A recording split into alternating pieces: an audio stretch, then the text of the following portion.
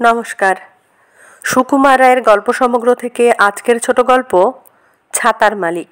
তারা ১.৫ বিঘত মানুষ। তাদের আড্ডা ছিল গ্রাম ছাড়িয়ে, মাঠ ছাড়িয়ে, বনের ধারে, ব্যাঙ ছাতার ছায়ার তলায়। ছেলেবেলায় যখন তাদের দাঁত ওঠেনি তখন থেকে তারা দেখে আসছে সেই আদ্যিকালের ব্যাঙের ছাতা। সে যে কোথাকার কোন ব্যাঙের ছাতা সে খবর কেউ জানে না, কিন্তু সবাই বলে ব্যাঙের ছাতা।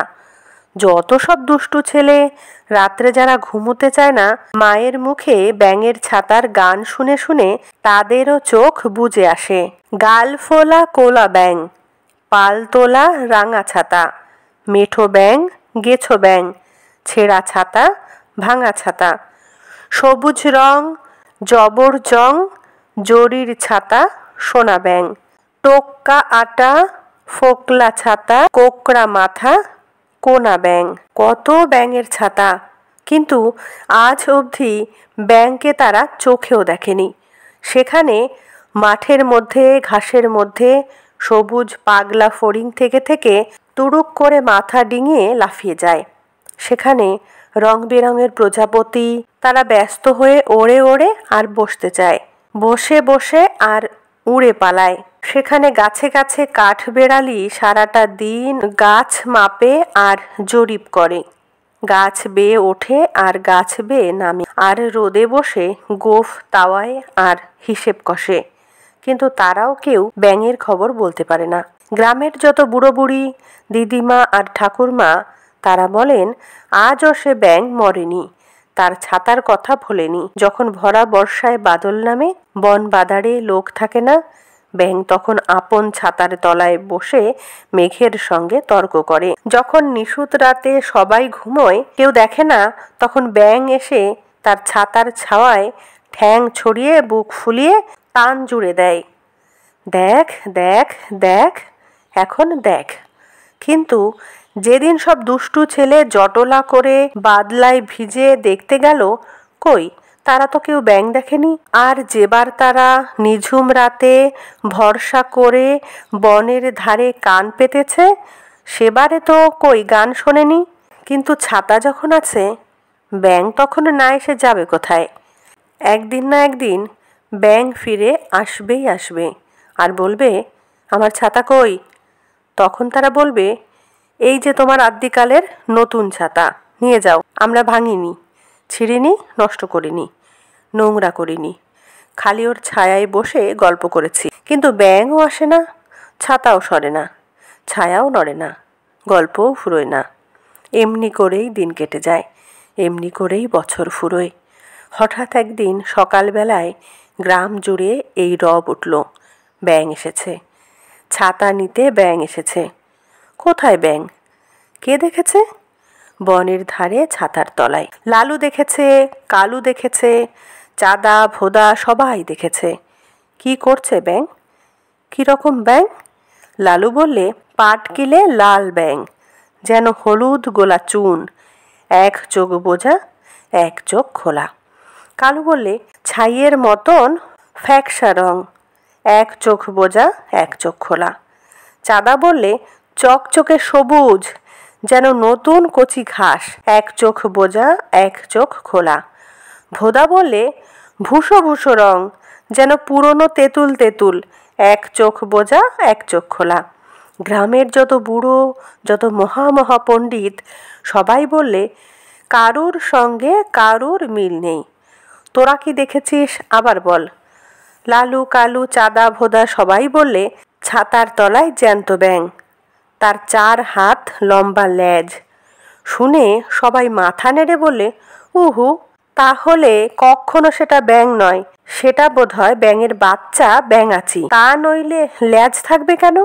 ব্যাঙ না হোক, ব্যাঙের ছেলে তো বটে, ছেলে না হোক নাতি কিংবা ভাইপো কিংবা ব্যাঙের কেউ তো বটে। সবাই বলে চল চল দেখবি, চল দেখবি চল। সবাই মিলে দৌড়ে চলল। মাঠের পাড়ে বনের ধারে ব্যাঙ ছাতার আগায় বসে কে একজন রোদ পোয়াচ্ছে। রংটা যেন শ্যাওলা ধরা গাছের বাকল, লেজখানা তার ঘাসের উপর ঝুলে পড়েছে। এক চোখ বুজে এক চোখ খুলে এক দৃষ্টে সে তাকিয়ে আছে। সবাই তখন চেঁচিয়ে বললে, তুমি কে হে? কস্তম, তুম কন হ্যাঁ, হু আর ইউ?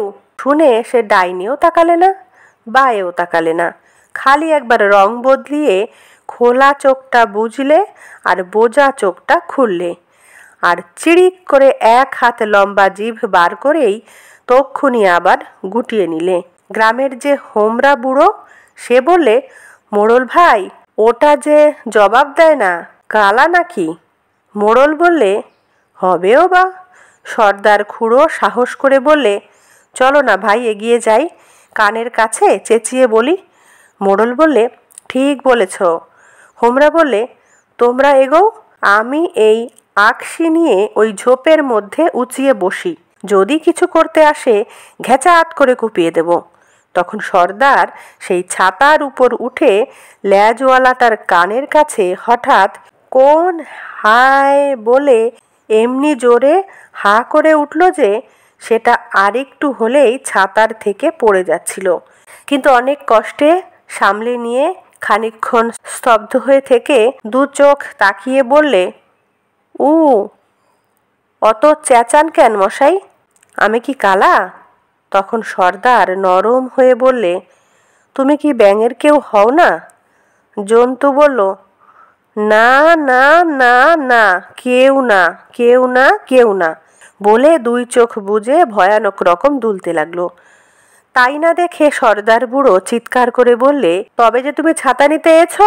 সঙ্গে সঙ্গে সবাই চেঁচাতে লাগলো, নেমে এসো, নেমে এসো, শিগগির নেমে এসো। মোড়ল খুড়ো ছুটতে গিয়ে প্রাণপণে তার ল্যাজটা ধরে টানতে লাগলো, আর হোমরা বুড়ো ঝোপের মধ্যে থেকে আকশিটা উঁচিয়ে তুলল।